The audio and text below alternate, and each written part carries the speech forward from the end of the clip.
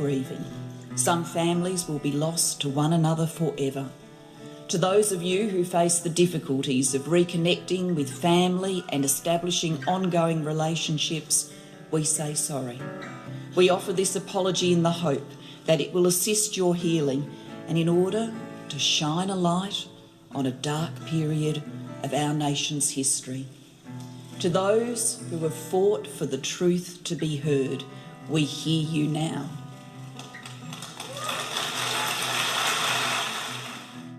You're listening to Adopt Perspective, a podcast for anyone affected by adoption. I'm one of your hosts, Jo Sparrow. This podcast is a production of Jigsaw Queensland Post-Adoption Support Service. However, the views expressed are those of the people participating, not necessarily Jigsaw Queensland. The podcast discusses adult themes and listener discretion is advised. Welcome to Adopt Perspective. I'm your host and president of Jigsaw Queensland, Jo Sparrow. Today's guest is an Australian intercountry adoptee and a PhD candidate from the School of Health Sciences and Social Work at Griffith University, who is undertaking important research in the area of mental health of intercountry adoptees and is putting out the call for participants. Welcome to Adopt Perspective, Gemma Chudzinski. Thank you, and it's great to have you join us. Hi, Jo. So great to be here today. Thank you so much for having me. Gemma, there's a great need for more research into the experiences of people affected by adoption in Australia in general, but even more so for those impacted by intercountry adoption, isn't there? Yeah, absolutely. So, often with adoption, unless you're directly impacted by it, and because of the general narrative within our culture that only really presents adoption as a positive experience, most people don't really understand how intricate and nuanced the adopted person's experience can be. It can be positive. It can also not be positive. It can also be quite negative, but there's always a lot of grey areas. And I think as any experience should be, there should be a diverse range of experiences you can have. Yeah, absolutely. So that's why I think it's important for more research in the intercountry adoption space, particularly from the adoptee perspective. To hear the lived experience is so crucial to helping to understand and experience in a much deeper, really, and descriptive way. Yeah. What does international research suggest about the mental health of intercountry adoptees? All right, so international research suggests that intercountry adoptees are 4 to 5 times more likely to die by suicide than the general population. Yet we know very little about the suicidal experiences of Australian intercountry adoptees. But what we do know about intercountry adoptees is generally that they do experience a higher prevalence of mental health. And Jo, I'm sure you're aware of this, but there's these unique adoption experiences that, intercountry adoptees do face, such as the trauma and grief from the loss of their first families, extended families and communities, forming identity, having access to our origin information, the loss of our cultures, enduring the racism and discrimination, and often the insufficient post-adoption support. And I guess I feel these are important factors to be taken into consideration when we are talking about intercountry adoptees. So suicide has been raised as a concern for Australian intercountry adoptees from the post-adoption support providers, as well as the peer support networks, community members, and even other researchers. However, unfortunately, there is no current research in Australia on this at this time. So this is why I guess I'm here today, and this is why I'm doing this research project. Yeah, that's wonderful and so needed. So your PhD research project is titled Understanding Australian Intercountry Adoptees and Suicide. What are you aiming to understand through this research?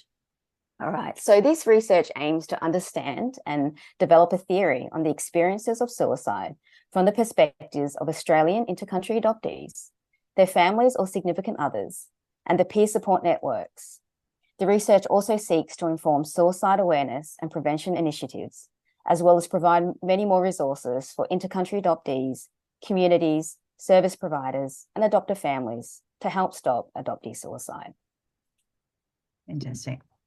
And what are the expected benefits of the research for intercountry adoptees? All right, so by participating in this research, it may bring you personal benefit from just the opportunity to be able to share your experiences of suicide with others.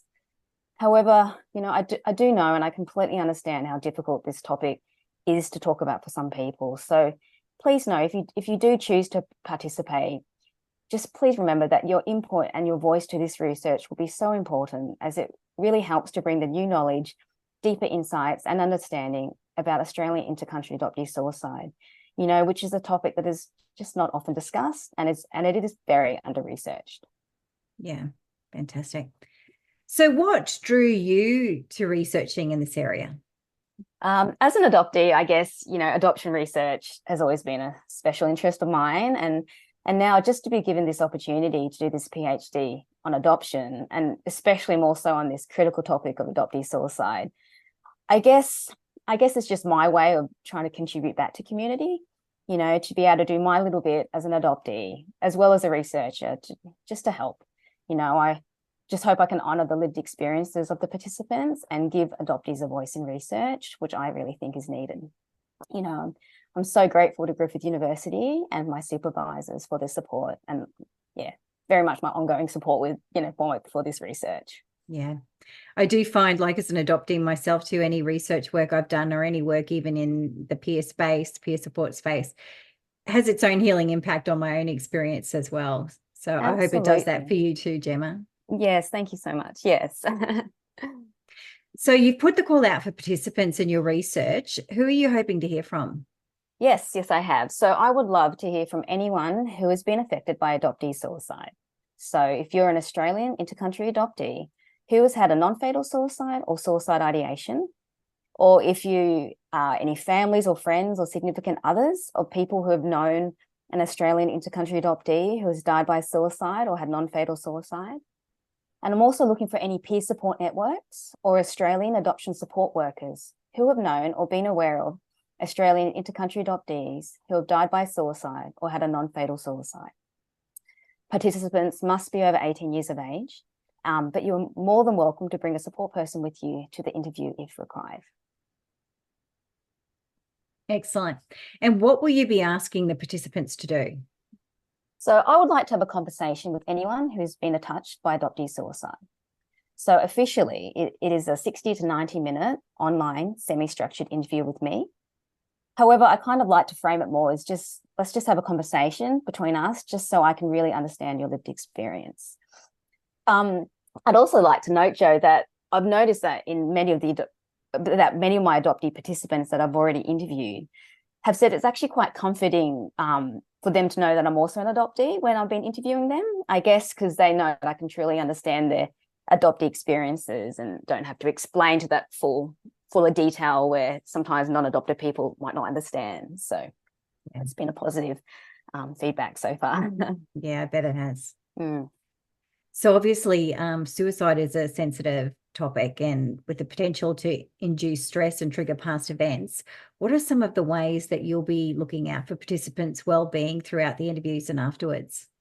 Yes, of course. So look, that's the participants' well-being is the utmost importance to me, right? So throughout the interview, I check in with the participants to ensure they're not distressed or feeling any discomfort.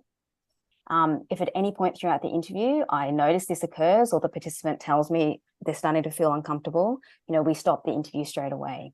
And then I'll refer them to their treating practitioner, local mental health professional, or a support service. The participant will also be provided with further information about support services after the interview. And I also like to give the participants a call a few days after, just to check in with them to see how they're going. And I always tell them that sometimes when we talk about sensitive topics, it can trigger things. So we normally have a bit of a chat and see how they're going. But I can say so far, all my participants have been faring quite well, very well after the interview. So it's great, fantastic. So how can people become involved?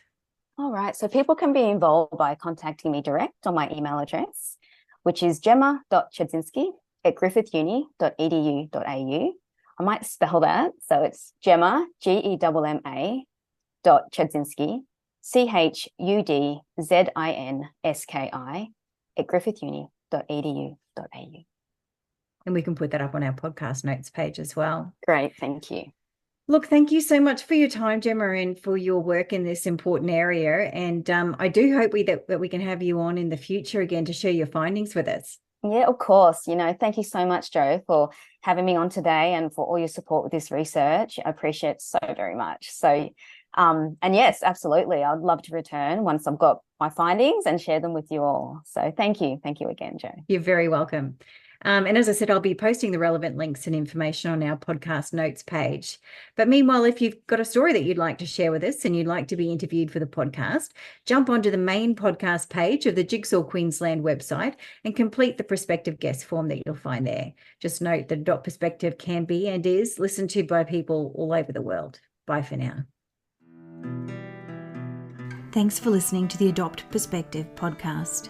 If you'd like to find out more, go to the podcast page on www.jigsawqueensland.com and you'll find a wealth of information and resources on the website.